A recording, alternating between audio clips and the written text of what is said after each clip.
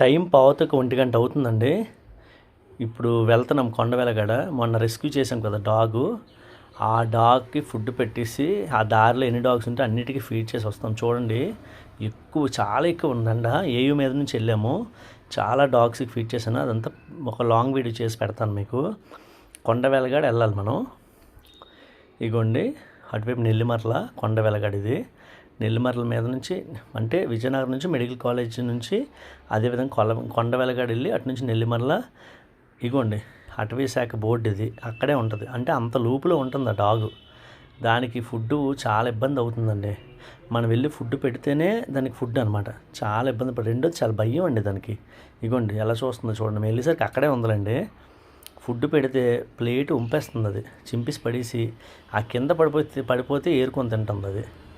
దానికి అదేం అలవాటు అర్థం అవ్వట్లేదు పాపం. అయితే ఒకటి ఆకలి అయితే విపరీతం ఆకలితో ఉంది పాపం.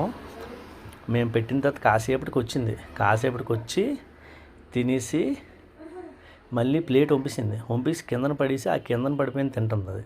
అయితే దానికోసం మళ్ళీ వేరే ప్లేట్లు పెట్టి ఫుడ్ పెట్టామండి. ఈ వీడియోని అందరికీ షేర్ చేయండి.